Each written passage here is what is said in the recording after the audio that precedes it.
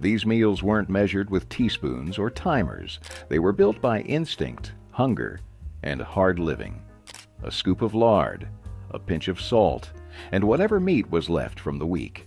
They fed men who fixed engines, dug ditches, raised barns, and never wasted a single crumb. Lazy Man's cabbage roll, casserole. Rolling individual cabbage leaves took time nobody had, so folks came up with a smarter way. Lazy Man's cabbage roll, casserole. It had all the same smoky, sweet, hearty flavors of the old country dish, without any of the fiddly work. You browned ground beef in a big skillet with chopped onions and garlic, maybe a sprinkle of salt and pepper if you had it. Then you stirred in cooked rice and layers of chopped cabbage, pouring a good amount of tomato sauce over everything until it looked more like a mess than a meal. But in the oven, it transformed. The tomato sauce soaked into the rice, the beef melted into the cabbage, and the whole dish baked into a bubbling, fork-tender reminder that sometimes shortcuts are just plain smart. It came out steamy and hearty, smelling like Sunday dinner even when it was slapped together on a Wednesday night. Some folks added a splash of vinegar for tang, or a dollop of sour cream on top if payday had been good. Lazy Man's cabbage roll casserole wasn't about cutting corners. It was about keeping dinner alive without losing your mind. Rice and tomato gravy. When the cupboards were almost bare but you still needed something hot and filling, rice and tomato gravy was the answer. It started simple. White rice boiled soft and piled high in big battered bowls. The gravy came next. Cheap canned tomatoes, juice and all, simmered with a little water, a spoonful of bacon grease if you had it, and a heavy hand of salt and pepper. Sometimes there was a pinch of sugar to take the edge off the acid. Sometimes just a prayer. You ladled the tomato gravy straight over the mound of steaming rice, letting the bright red sauce soak into every grain. It wasn't fancy. It wasn't even pretty. But it was hot, it was heavy, and it stayed with you. Rice and tomato gravy didn't try to pretend. It was about using what you had and stretching it until it gave up everything it could. In kitchens, where a can of tomatoes and a handful of rice could mean the difference between dinner and going without, this was the kind of meal that made sure nobody left the table empty. Hamburger gravy over mashed potatoes. It wasn't pretty, and it wasn't supposed to be. Hamburger gravy over mashed potatoes was about getting food on the table fast, hot, and cheap. A skillet full of sizzling ground beef, browned until crumbly, was the foundation. You pushed the meat aside, stirred flour right into the fat, and poured in milk or water, stirring until it thickened into a creamy, salty gravy that smelled like home. Piled high over a mound of mashed potatoes, whether from scratch or straight out of a box, the gravy seeped into every crack and crevice, turning a simple plate into something rich and heavy. Frozen peas might make it onto the side if you had a few extra minutes. Otherwise, it was just meat, potatoes, and the kind of salty, savory bite that made you forget what you didn't have. It wasn't diner food, and it wasn't trying to be. It was Tuesday night food, end of the month food, the food that kept kids fed and parents sane. In homes where the grocery bill decided what kind of week you were going to have. Hamburger gravy was the difference between going without and going to bed full. Tomato gravy over biscuits. When there wasn't enough meat to make a real gravy, tomato gravy stepped in and saved the meal. You started with bacon grease or butter in a hot pan, stirred in a spoonful of flour until it browned, then poured in canned tomatoes, juice and all, until the whole mess thickened into something rich and bright red. A little salt, a lot of black pepper, maybe a pinch of sugar to take the edge off. Stirred slow and steady until it coated the spoon, thick but still loose enough to pour. Meanwhile, you pulled biscuits hot from the oven, or scraped together some quick ones from flour, fat, and hope, and split them wide open on the plate. The tomato gravy poured over the biscuits, soaking deep into the crumb, pooling around the edges. It wasn't dainty, it wasn't delicate, it was big, messy, and glorious, dripping down your fingers as you ate. Tomato gravy wasn't just about stretching a can into a meal, it was about making something warm and real when the cupboard looked back at you empty. It was survival smothered in sauce, and nobody walked away from the table hungry. Cornbread stuffed peppers. No meat. You didn't need ground beef to make a pepper worth eating. When meat was too expensive or too scarce, cornbread did the heavy lifting. Cornbread stuffed peppers were a poor man's way of making dinner look like a Sunday feast, even when the pantry was nearly empty. You mixed up a simple cornbread batter, cornmeal, water, maybe a little milk or bacon grease if you had it. Into the batter went scraps of whatever you could find: diced onions, a handful of canned corn, a sprinkle of cheese if someone had been lucky at the store. Bell peppers were hollowed out, standing proud like little green bowls, and filled to the top with the thick, gritty batter, baked until the cornbread puffed up golden and cracked at the top. The peppers softened into tender shells you could cut with a fork. There wasn't any meat, and nobody expected there to be. It was about making something that looked and smelled like abundance, even when the cupboards told a different story. Cornbread stuffed peppers didn't apologize for what they were. They just showed up hot, full, and ready to fill another hungry belly. Blood gravy over biscuits. It sounds brutal, and it was. But back when nothing could be wasted, blood gravy was the kind of dinner that kept people standing. Fresh blood from pigs or cows was whisked into a hot skillet with a little flour, a splash of milk if there was any to spare, and a heavy hand of black pepper. It thickened quick into a dark, rich sauce that smelled stronger than anything you had ever tasted. Served ladled over biscuits, homemade if there was time, store-bought if there wasn't, blood gravy turned the scraps of the kitchen into a full, heavy meal. It wasn't fancy, and it sure wasn't delicate. It was iron-rich, packed with body, and it stuck to your ribs like it meant it. For folks living paycheck to paycheck, or not even that, it was a miracle in a pan. Some families seasoned it with sage or onion. Others kept it bare bones and let the richness speak for itself. It wasn't for picky eaters, but it filled the house with the smell of survival. Blood gravy didn't pretend to be pretty. It just did its job, and sometimes that's all a dinner needed to do. Canned tamale pie with cornbread crust. It didn't come from a fancy recipe card. It came straight from the pantry, thrown together from whatever cans hadn't been opened yet. Canned tamale pie was the kind of working man's dinner that smelled like it took all day to make, but came together in under an hour. You browned a pound of ground beef, stirred in a can of corn, a can of tomatoes, or tomato sauce, and maybe a can of beans if you had one. A heavy shake of chili powder or cumin turned it from scraps into something that smelled like Sunday supper. The real magic was the cornbread. Mixed from a box and poured right on top, it baked into a golden, fluffy blanket, while the beefy filling bubbled up around the edges.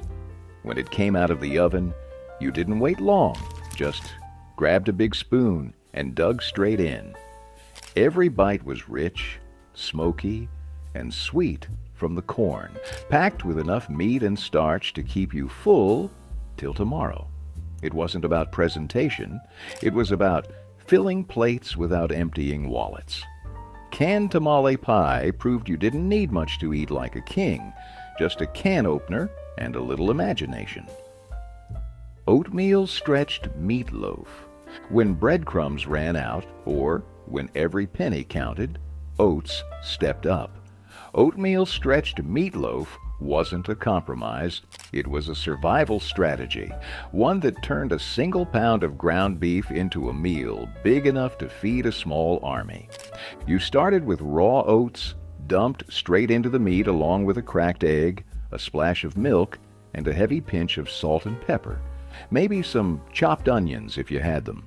The oats soaked up every drop of fat and flavor, binding the loaf together, while adding a chew and heartiness that no breadcrumbs could match. Shaped into a pan, smeared with a thick layer of ketchup, and baked until the top caramelized into a sticky sweet crust, oatmeal meatloaf came out humble but mighty. It sliced thick and held together on the plate, served with canned green beans or mashed potatoes, whatever you had on hand. It wasn't fancy, but it was filling. It was dependable. And in a world that gave nothing away for free, oatmeal stretched meatloaf gave you just enough to keep fighting. Buttered noodles with cracked black pepper. Sometimes the best meals came from the bottom of the pantry and the last stick of butter. Buttered noodles with cracked black pepper were pure, simple magic for nights when dinner needed to happen fast and cheap. You boiled egg noodles or spaghetti, whatever you could find, until just tender, drained them, and dropped in a fat slab of butter while the steam was still rising. Tossed and tumbled in the pot, the noodles turned glossy and rich, soaking up every drop.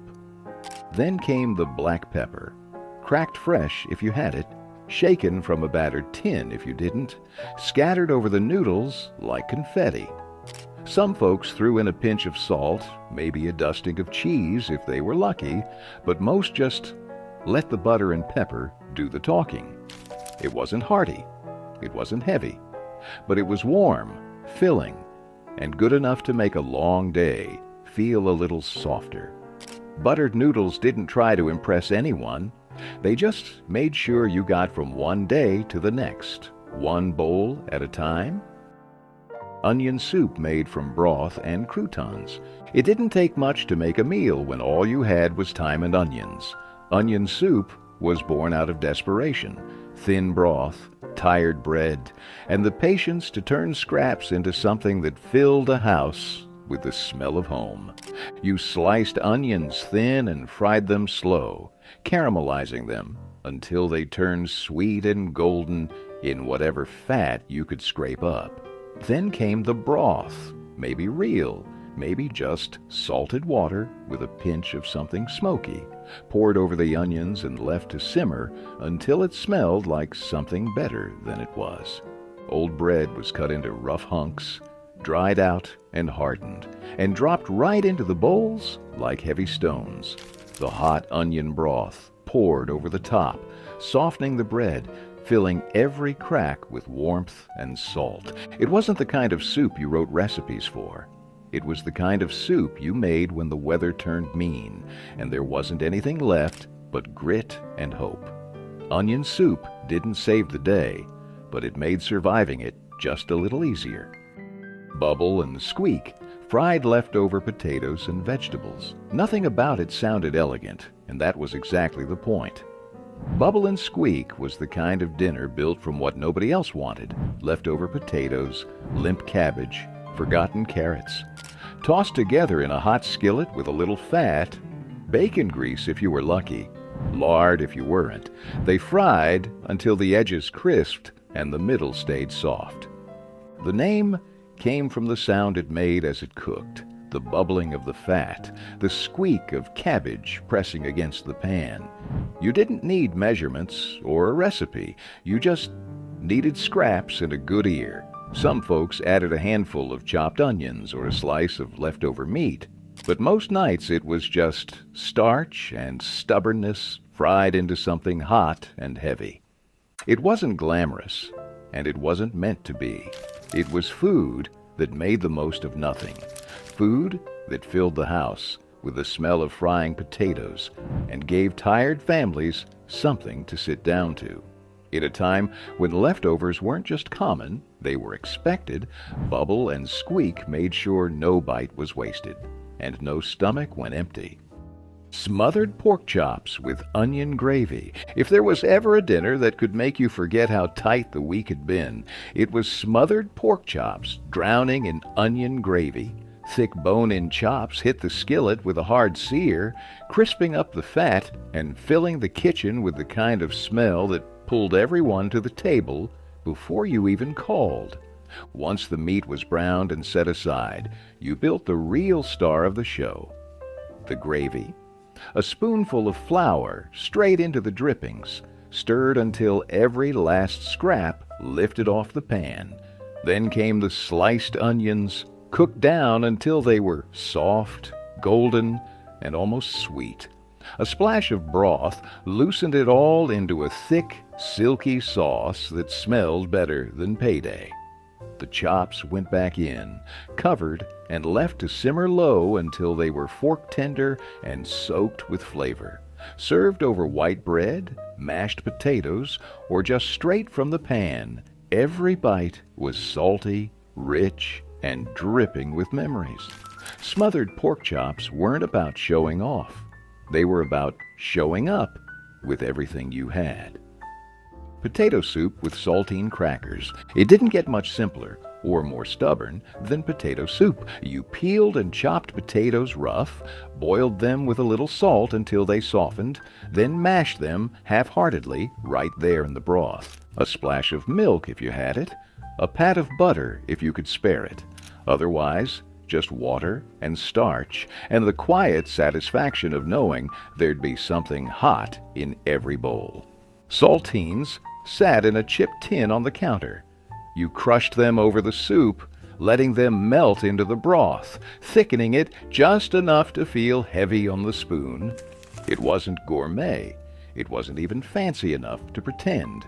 But it filled your belly, warmed your hands, and reminded you that even when the cupboards were thin, dinner still showed up if you worked for it.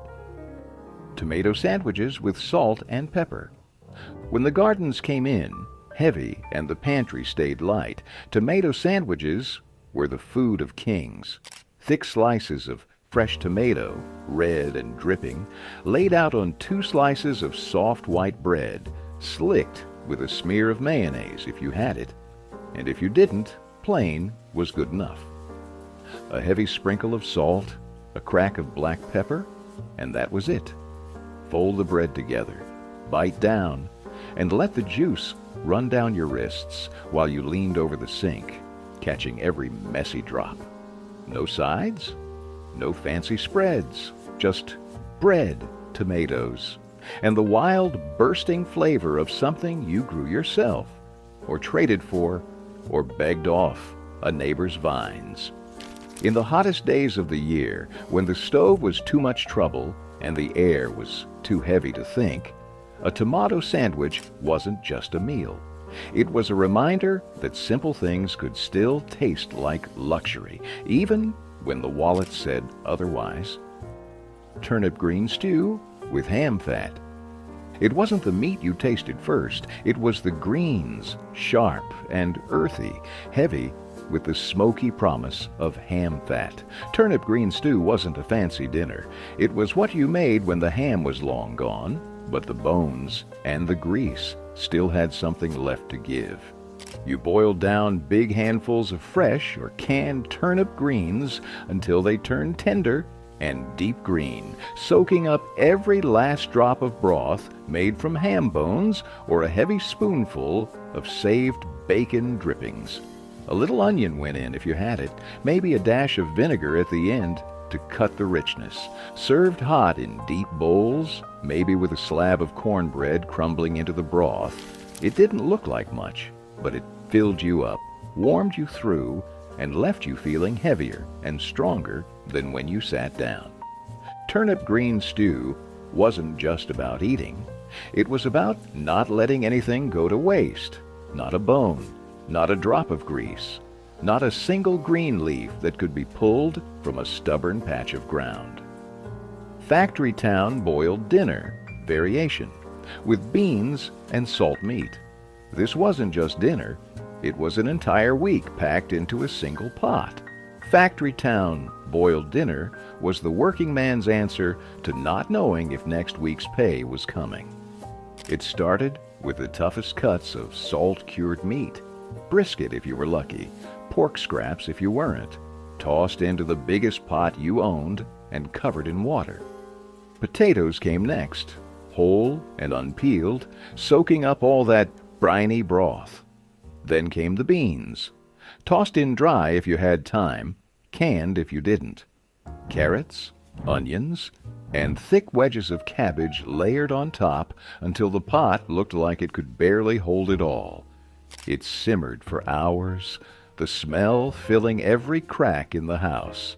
A sharp, peppery steam that meant dinner was almost ready, even if you had to ladle it out one careful scoop at a time.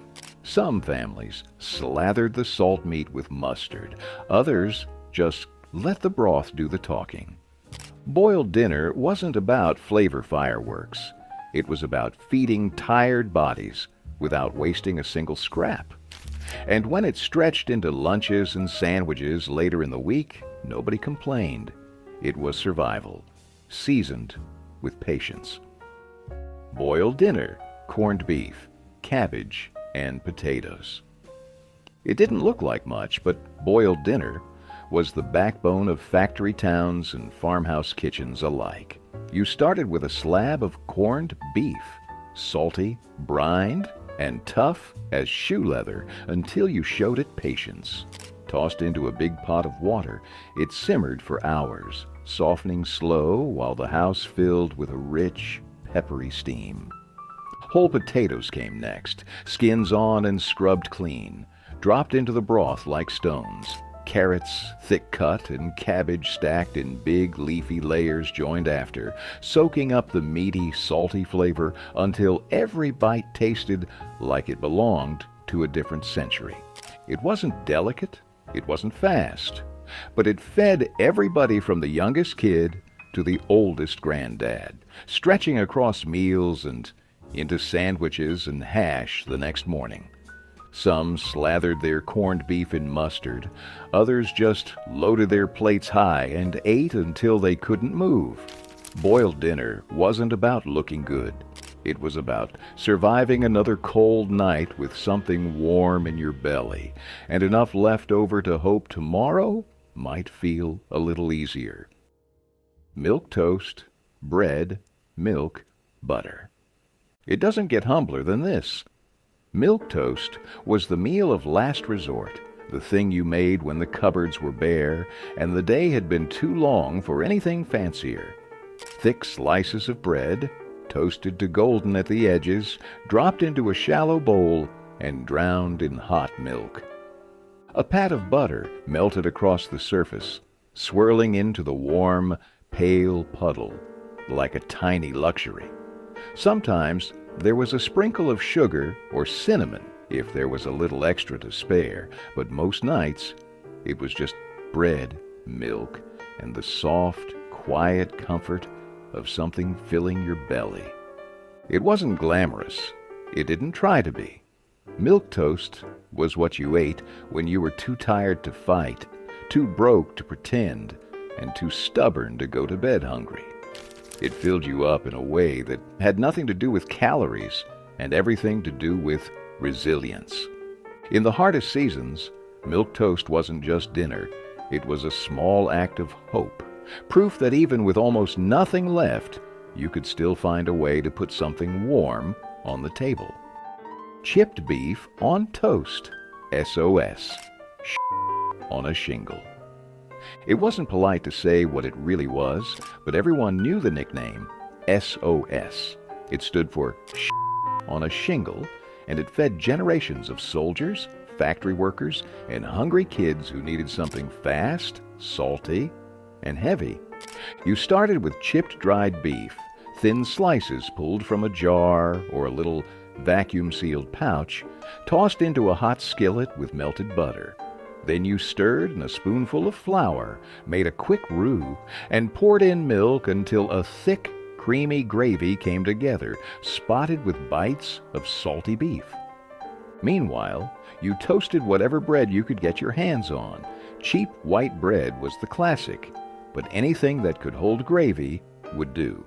The whole sloppy mess was ladled over the toast, soaking into every corner until the bread nearly disappeared under the weight. It wasn't fancy, and it wasn't delicate. It was blunt force food, designed to hit the stomach like a brick and hold you there until the next meal. Chipped beef on toast wasn't about flavor fireworks. It was about putting something hot and heavy on the plate when the world didn't give you much else. Pickled pig's feet with boiled potatoes. You either loved them or you didn't, but pickled pig's feet were a rite of passage in kitchens that couldn't afford to waste a thing. It started with a clear glass jar packed tight with pig's feet soaked in vinegar, garlic, and a handful of rough spices. They sat there for days, sometimes weeks, until the meat turned soft, tangy, and gelatinous. Once pulled out, the feet weren't dressed up. They were slapped onto a plate beside a scoop of plain boiled potatoes, steaming and humble.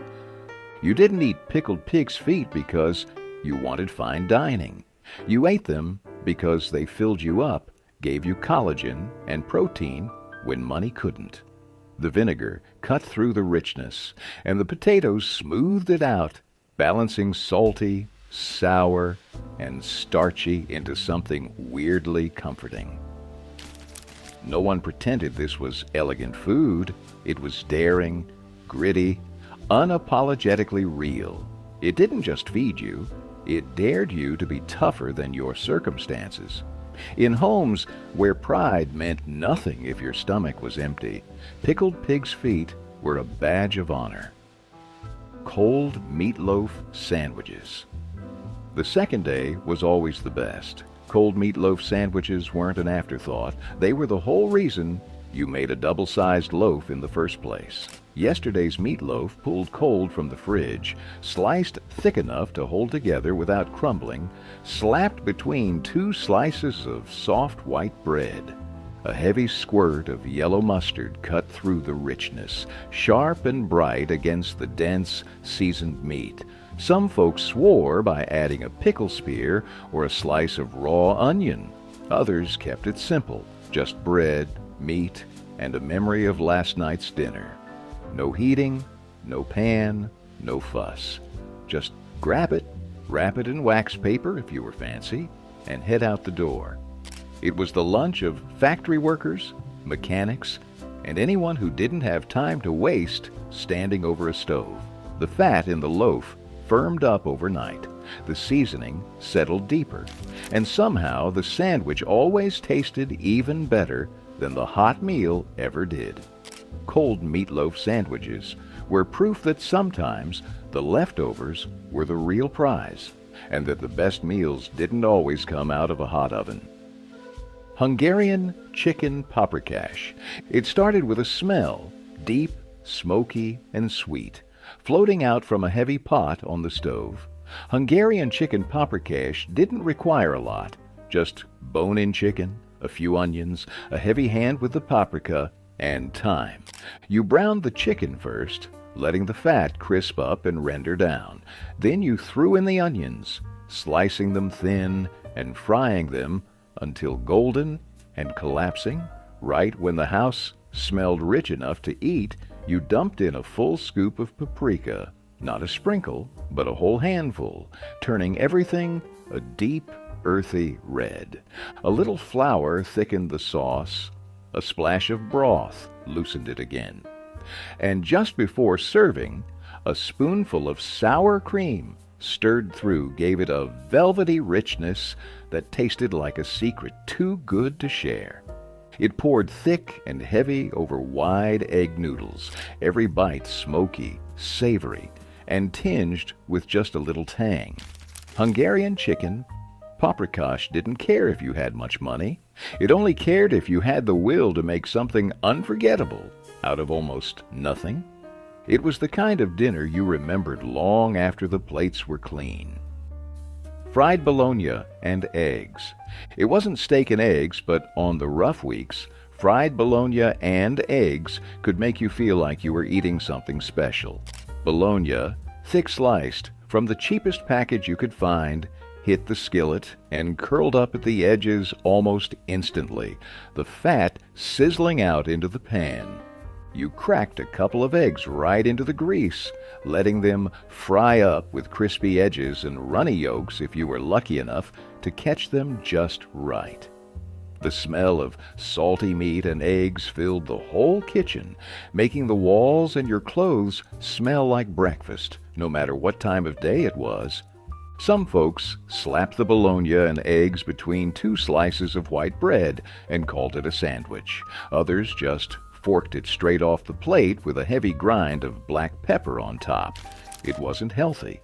It wasn't refined.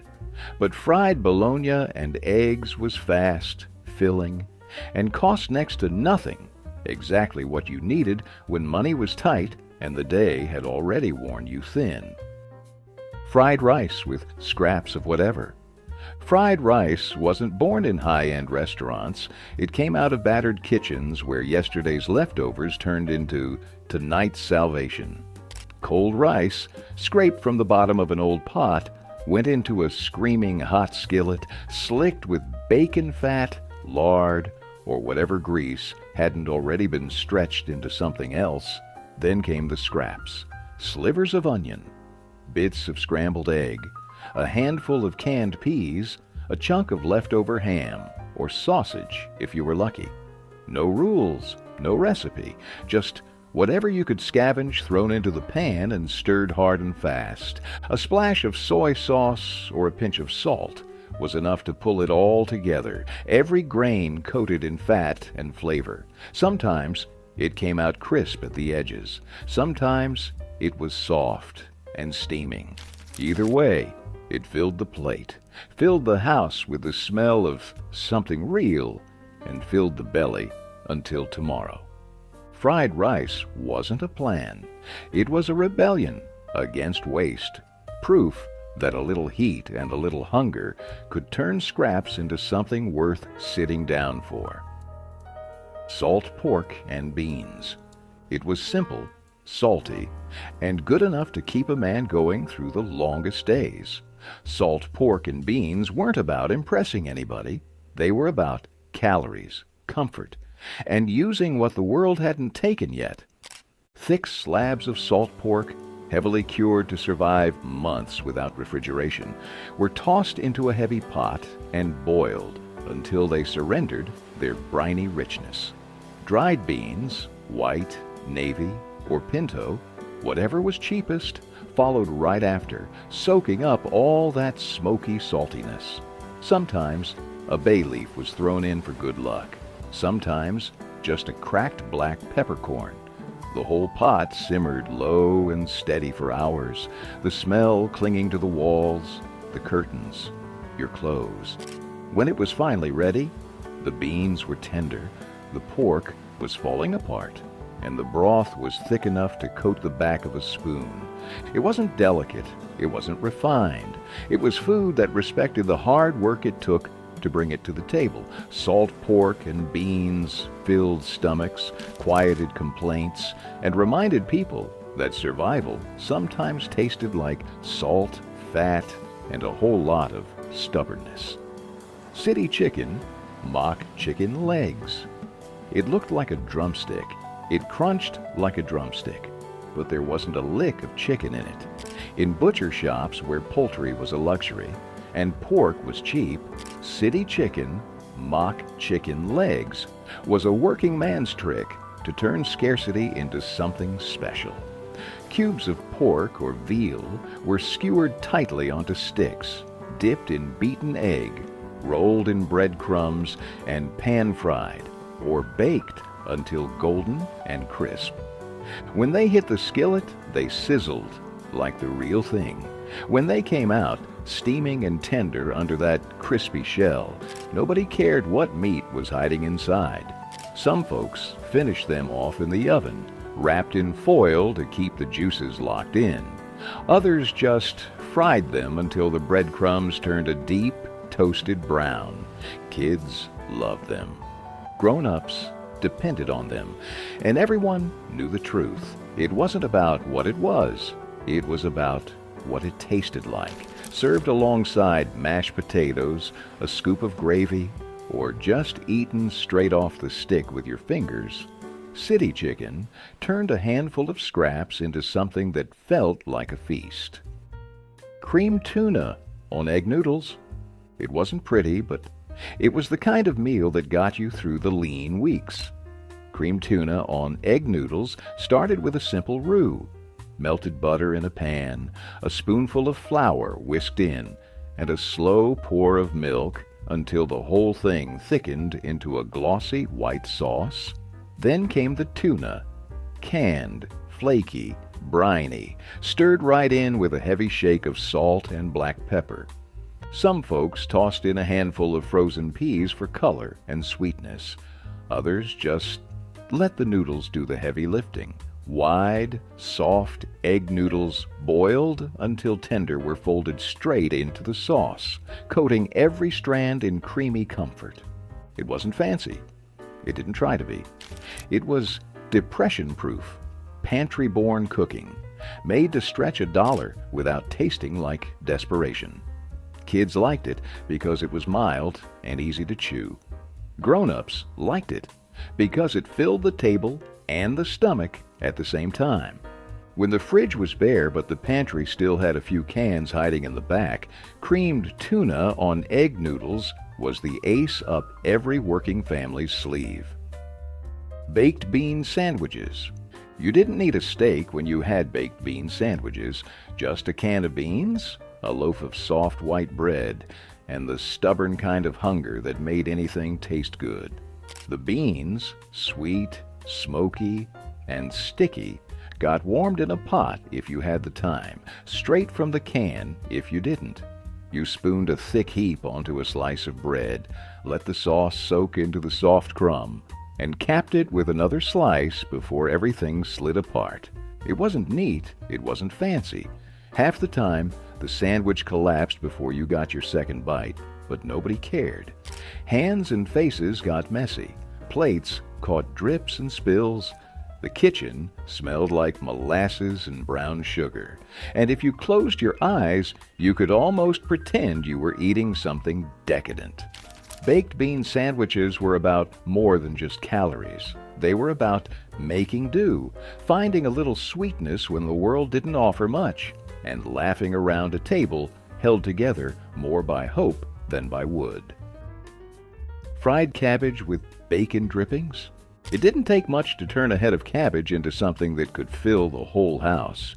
You started with a heavy iron skillet, slicked with bacon drippings, saved from better mornings.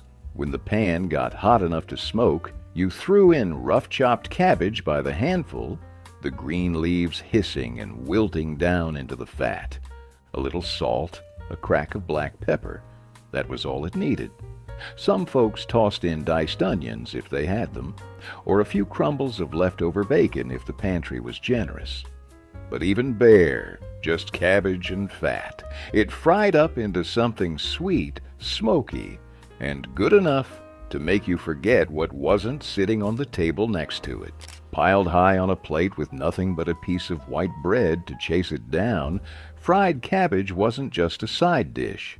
It was survival food. It stretched the budget, filled the kitchen with the smell of something real, and gave everyone around the table one more reason to believe tomorrow would come with a little more on their plate. Ground beef and corn casserole.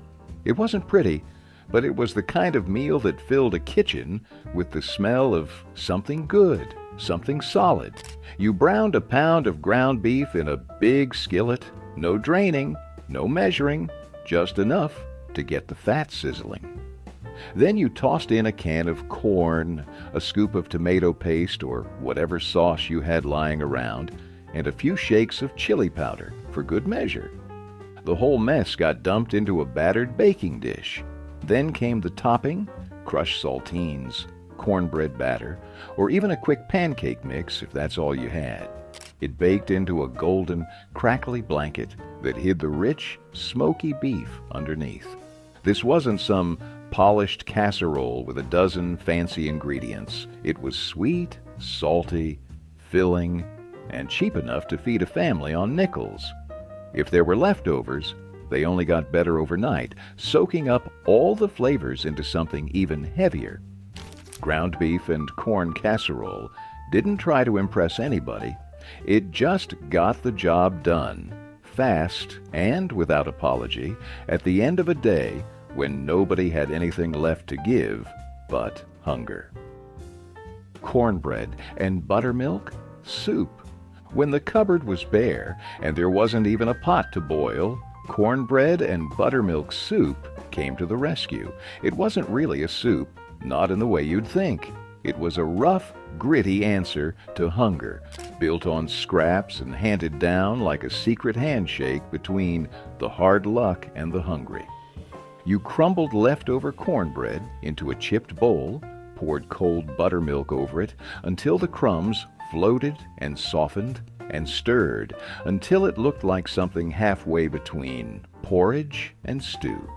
Some folks added a pinch of salt, others a sprinkle of black pepper, but most just ate it plain, spoon by spoon, heavy in the mouth and cold against the heat of long summer nights. It wasn't pretty, it wasn't elegant, but it filled your gut without emptying your pockets. And sometimes that was more important than anything else. In the lean years, cornbread and buttermilk soup wasn't a fallback. It was a lifeline built out of nothing but grit and the stubborn refusal to go hungry. Ham hocks and cabbage. You could smell it long before you saw the pot, a smoky, meaty scent that drifted down the block, slipping through windows and pulling you home. Ham hocks and cabbage didn't come from recipe books. They came from knowing how to turn cheap cuts into pure gold. Ham hocks, dirt cheap and loaded with flavor, were thrown into a pot with water and left to simmer low and slow. Cabbage came next, chopped into thick wedges and added just as the meat started to fall apart. The broth turned rich and smoky, the ham tender enough to nudge off the bone with a spoon, and the cabbage soaking up every last drop like it had been waiting for it all its life. Sometimes a few potatoes made it in, sometimes a handful of beans. But even on its own, this dish could stretch for days, ladled out into bowls, dunked with crusty bread, and savored till the last shred was gone. Ham hocks and cabbage didn't pretend to be anything fancy. It was a working man's dinner built on patience, thrift, and a deep understanding that the best meals are the ones you make out of almost nothing. Salisbury steak with mushroom gravy. It was the closest thing most families got to steak, and nobody minded one bit. Salisbury steak started with ground beef mixed with breadcrumbs, egg, salt, pepper, and maybe a splash of Worcestershire, if someone had splurged a little. You shaped the mix into thick oval patties, seared them hard in a skillet until the edges crusted and the inside stayed juicy. Then you set them aside and built the real magic: mushroom gravy. A handful of sliced mushrooms and a chopped onion, sizzled in the fat left behind. A quick dusting of flour, a slow pour of broth, and suddenly the skillet was bubbling with a rich, savory sauce that smelled like it cost a whole lot more than it did. The patties went back into the pan, soaking up every drop of flavor while the gravy thickened. Spoon it over a scoop of mashed potatoes, boxed or scratch, it didn't matter, and you had yourself a meal that made a Tuesday night feel almost like Sunday. Salisbury steak wasn't about luxury. It was about tricking the world into thinking you had a little more than you did, and pulling it off so well nobody questioned it. Macaroni and tomatoes with bacon grease. It was quick, dirty, and tasted like home. Macaroni and tomatoes with bacon grease was the kind of meal you made when payday was still too far away and the fridge was starting to echo. You boiled elbow macaroni just until tender, drained it, and then threw it straight into a hot skillet slicked with leftover bacon grease, if you had any. No bacon? No problem. The grease alone carried the smoky, savory flavor like a secret ingredient passed down in whispers. A can of tomatoes, juice and all, got dumped in next, simmering until the macaroni soaked up every drop. A little salt, a lot of black pepper, maybe a pinch of sugar to cut the acid if you were feeling generous. There were no sides, no fancy toppings, no garnish, just a deep bowl of smoky, tangy pasta that filled you up and didn't ask for much in return. It wasn't glamorous, it wasn't even particularly pretty, but it was fast, it was cheap, and it made sure there was something hot on the table at the end of a long, empty day. And sometimes that was more than enough. Spam and rice skillet. When meat prices spiked and grocery shelves started to thin, Spam was the hero nobody expected. Spam and rice skillet was a Depression-born classic that never apologized for being what it was: salty, fatty, and just enough to fill a plate when little else could. You cubed up a can of Spam into rough chunks, browned them in a screaming hot skillet until the edges got crisp and caramelized, then tossed in a mound of cooked white rice. Some folks added frozen peas or a few shreds of cabbage if they had them, but most nights it was just meat, rice, and maybe a splash of soy sauce or black pepper. The fat from the Spam slicked every grain of rice in flavor, turning what should have been bland into something smoky and rich. It was fast, heavy, and comforting in a way you didn't question. Spam and rice skillet wasn't about health or presentation. It was about survival, about making a single can stretch across dinner and tomorrow's lunch. It wasn't supposed to be pretty. It was supposed to keep you standing, and it did. Pork neck bones and rice gravy. It wasn't the prettiest cut, but it had heart, and for working families, that was all that mattered. Pork neck bones were cheap, plentiful, and packed with flavor if you knew how to treat them right. First came the browning, tossing the bony pieces into hot oil until the kitchen filled with the smell of fat and meat turning golden. Then you threw in chopped onions, scraping up every dark, sticky bit from the bottom of the pan before drowning it all in water or broth and letting it simmer slow and low. Over hours the meat softened and loosened from the bones, and the liquid thickened into a rich, silky gravy that clung to everything it touched. Poured over a mountain of hot, fluffy rice, that pork neck bone gravy wasn't just dinner, it was a celebration. Some added a side of canned greens, others just a slice of white bread to sop up the extra sauce. Pork neck bones and rice taught you that flavor isn't about price, it's about patience, about pulling every last bit of good out of what you have, and about never letting a scrap go to waste. Rice pudding dinner, sweet and filling. When there wasn't enough meat and the pantry shelves were running thin, sweet dinners like rice pudding pulled their weight. You boiled up a pot of white rice, thick and soft, then stirred in a little milk, a handful of sugar, and whatever scraps of spices you had. Cinnamon, if you were lucky, nutmeg, if you were blessed. Some folks cracked an egg into the pot to make it richer. Others just let the milk and sugar thicken into a loose, sweet slurry that clung to every grain. Raisins made it in if you had them. But most nights it was just rice, milk, and hope. Spoon it hot into deep bowls, steaming and fragrant. And you had something that filled you up fast, even if it wasn't what you really wanted. It was warm, it was heavy, and it stayed with you through the night. Rice pudding for dinner wasn't about treats. It was about calories, comfort, and making a handful of cheap staples taste like something that could carry you through the next day. Sweet, simple, and stubborn. That was the secret. Stuffed bell peppers with ground beef and rice.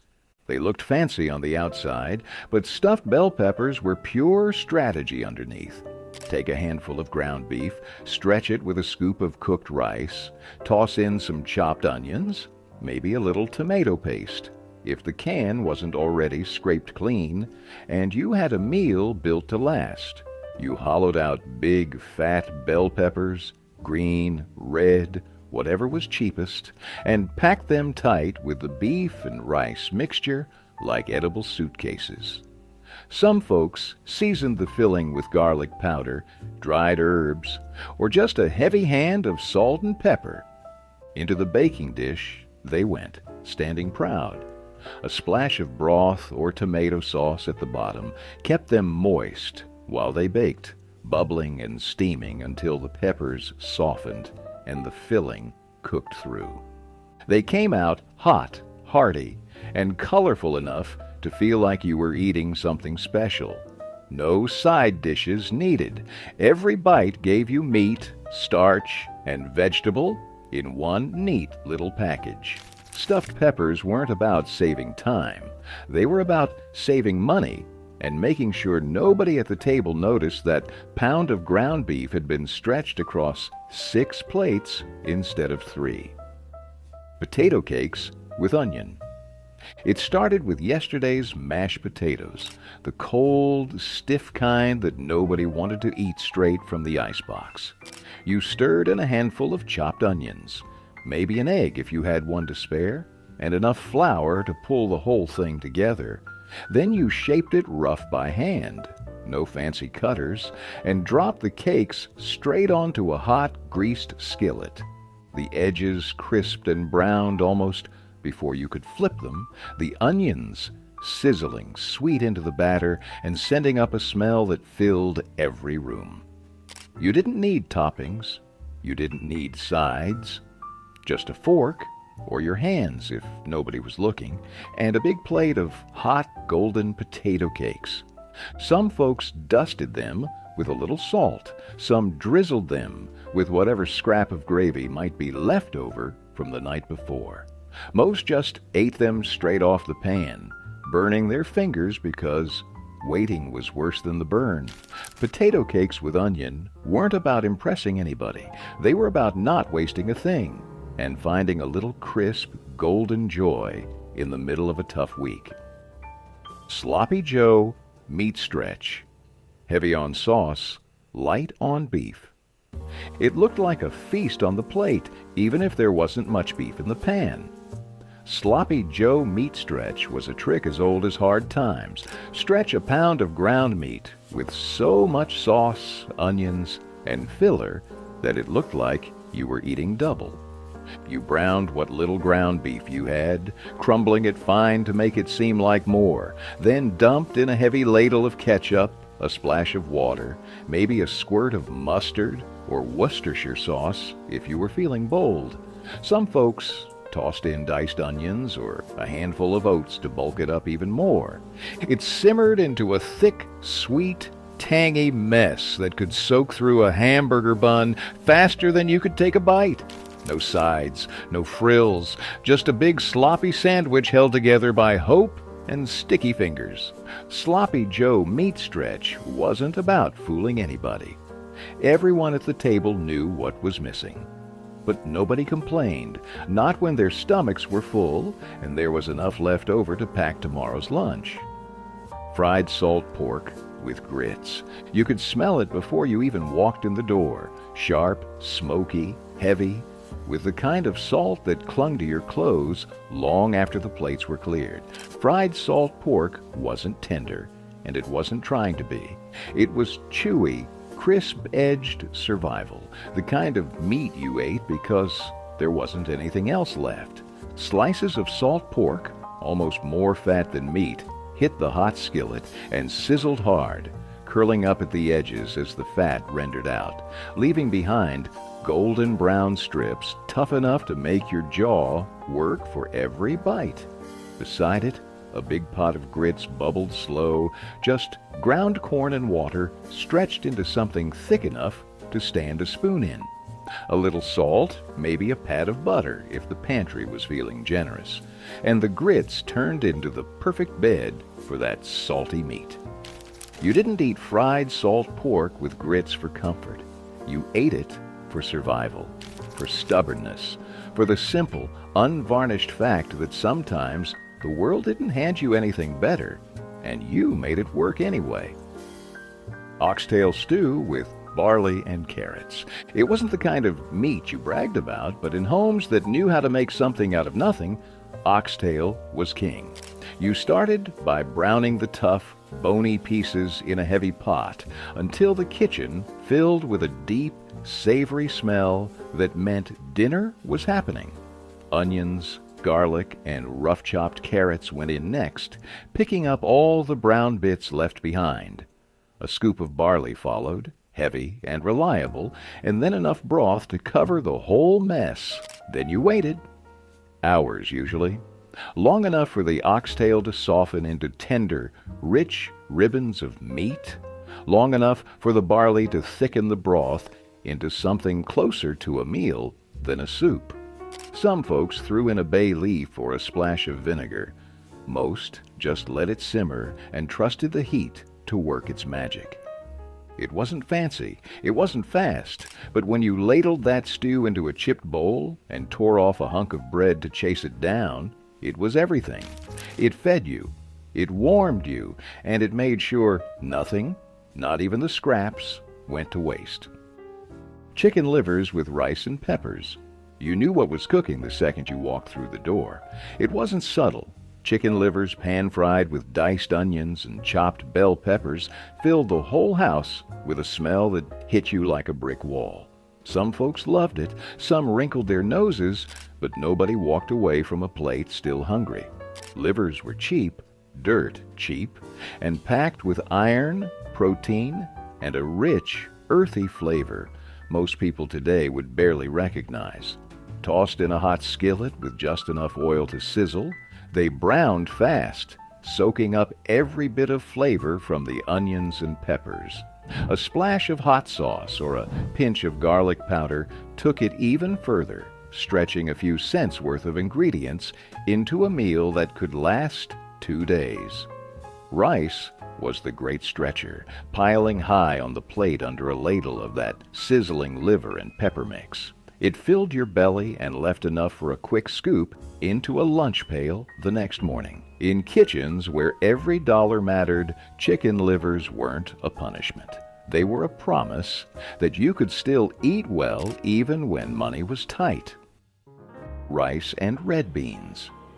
It was slow food by necessity, not design. Red beans and rice started in the morning, with a pot of dry beans soaking up water and hope while the world spun outside the window. Later, you boiled them low and steady, maybe with a scrap of ham bone or a spoonful of bacon grease, until the beans turned creamy and the pot turned heavy with the smell of something rich and right. Meanwhile, a pot of plain white rice sat waiting on the back burner, ready to catch every scoop of the thick, smoky stew. Salt, pepper, and whatever seasoning you could scrap together filled the gaps. Sometimes a little hot sauce for those who needed more fire. Rice and red beans didn't need sides. They didn't need decoration. They just needed a bowl and a spoon and someone who understood that filling your stomach mattered more than fancy presentation. In homes where Sunday stretched into Monday, and there wasn't always enough to go around, red beans and rice made sure there was still something hot and ready on the stove. Liver and onions with fried potatoes. The smell hit you first. Sharp, rich, and heavy, in a way that filled the whole house and clung to your clothes. Liver and onions wasn't for everyone, but for those who grew up with it, it meant one thing. A real meal was coming. Thin slices of beef liver were dredged in flour and seared in a hot skillet until just browned on the outside, but still tender in the middle. Meanwhile, onions fried alongside, turning soft, sweet, and golden as they picked up every bit of flavor left in the pan. Fried potatoes, chunked rough and crisped in the same fat, rounded out the plate, soaking up the juices and giving every bite some weight. Salt and pepper were about the only seasonings you needed. Maybe a splash of vinegar if you were feeling fancy. It wasn't a meal you made for show. It was bold, unapologetic, and packed with enough iron and heft to keep a man working from sunup to sundown. Liver and onions with fried potatoes was proof that sometimes the toughest cuts of meat made the most unforgettable meals.